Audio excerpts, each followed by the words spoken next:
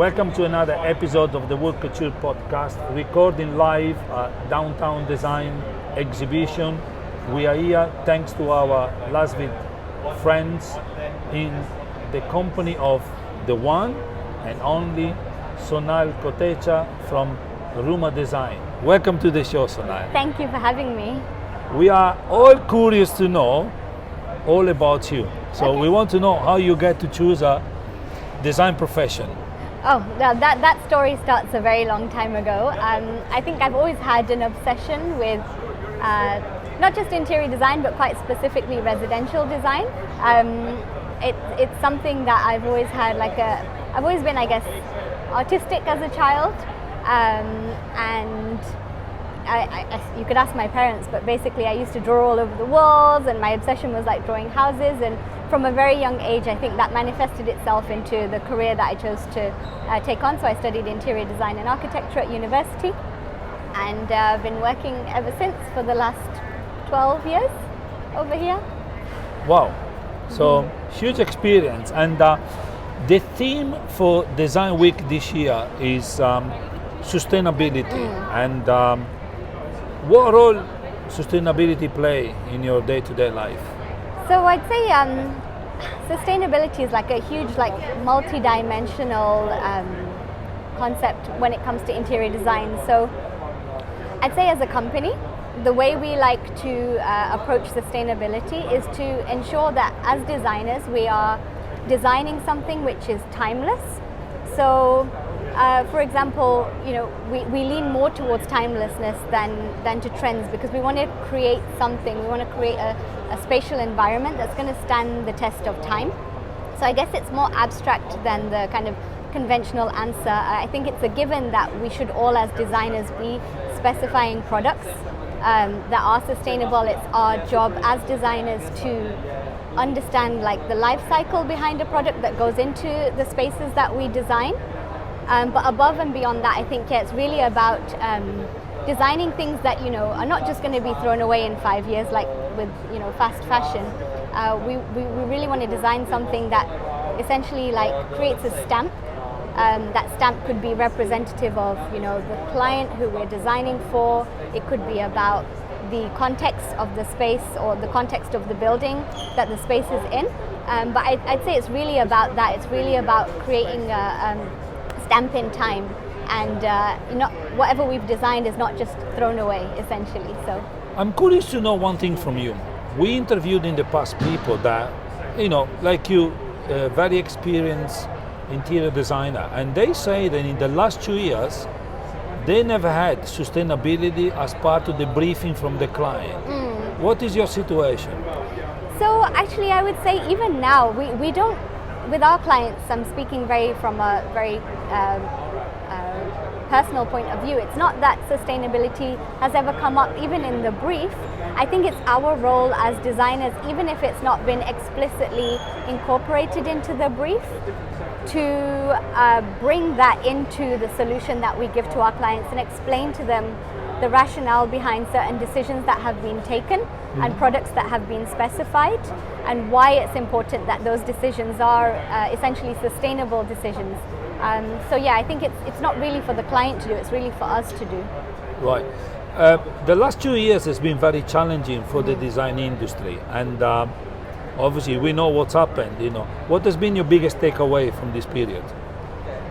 So I'd say the last 2 years, yes, they have been challenging, but I think it's just taught me that anything can happen, and it's really important to stay lean and stay flexible as a business. So we found quite early on into the pandemic, so in 2020, that of course we had to move the way we provided our service, which was very face-to-face essentially. We had to make it remote, and interior design is not, at least over here in Dubai, it's not something that was very commonly done in a remote fashion. But we actually quite quickly realized that we can, with Zoom and with the technologies available to us, we can continue to work and we can continue to design. So we actually started an EDesign service off the back of that. So I'd say the last 2 years, as much as yes, it's been a crazy 2 years for everyone, but I feel like we as a company, we've learned a lot, we've adapted ourselves, And it's just made me, I think, more confident that, whatever gets thrown our way, we will find a way to adapt. So, since your studio is very innovative, the EDesign concept, which is, I find amazing, do you think that from EDesign we will go to e-mockup? To e-mockup, I think that's an interesting idea, and yes, I think that could actually happen. I think with more, as technology evolves, it would be great to see more. Actually, personally, I would love to get into this virtual reality rendering. I think that would be a great way to take on more projects internationally. We've actually currently got a project in Kenya, and we last year completed a project in New York, and it would be great to be able to take our clients on a walkthrough of their spaces virtually. So yeah, I think a mock-up could very well be on the horizon. Wow, so we are in for a treat with you today. We're discovering fantastic innovations. I didn't know EDesign. I love that. It's a fantastic hashtag for our social media. What design trend do you see for 2022? For 2022, so I would say, for the last year, the answer's been very obvious that we've seen a lot more people giving priority to like home office spaces.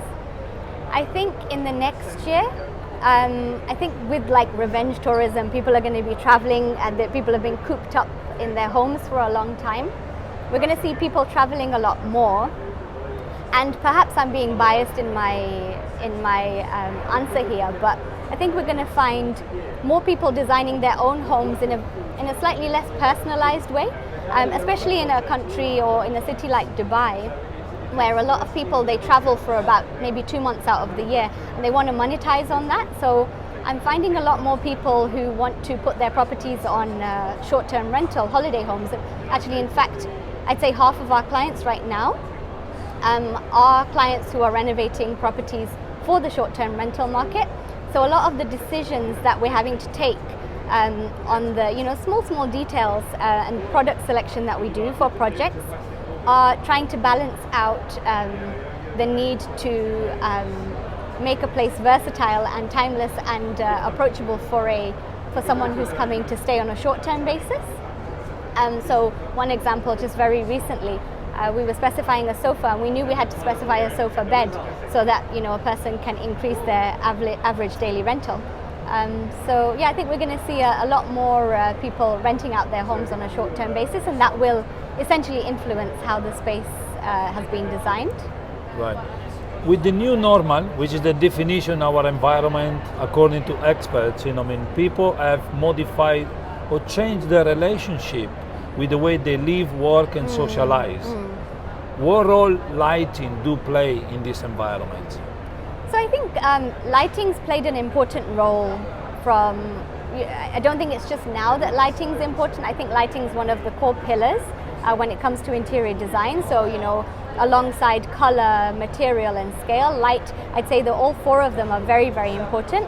I think now it's increasingly important, again, for us as designers to educate our clients on the role that light plays in a space. I think previously light was a very utilitarian, functional kind of part of an interior space, but more and more now, I think people are recognizing the importance that light can play in your environment, be it for home or work or in a blended version of the two. You've probably been into a space before and maybe felt uncomfortable afterwards, but not really well versed enough to know what it was about that space. And I think a lot of times that comes down to small things like the color of the lighting that has been used. So I think it's a very, very important aspect of any interior environment and any project that we work on. Obviously, we are here at LASVIT stand, and you are an expert. What is LASVIT added value? So Lastfit is a great brand who we've actually worked with for a long time. I would say that their added value is that it's not just about the design, which of course they do really well. They collaborate with great designers. I feel like a Lastfit piece, when you have it in your space, it's something that you design around. It's usually a focal point. It's never something that's pushed into the background of a space. I kind of see it akin to a piece of jewelry. for your space. It's like an investment. It's an asset essentially. Not something that is going to depreciate in value when you buy it. It's something you probably pass down generations. And above and beyond that, also, I'd say the service that you receive. It's about the people behind the brand, and as designers, it's very important for us to know that when we pick up the phone to speak to somebody, if we have a technical question on behalf of our clients, that somebody's there with the knowledge, the expertise to answer those questions. So I think it's an all-round great brand. Right. So since you are full of energy and I can see you have a lot of power, massive white canvas on top of Burj Khalifa, what message would you put in there? Look forward to the next year, be lean, be flexible, and enjoy yourself along the way. Rumah Interiors rocks. Thank you very much. It's been a pleasure.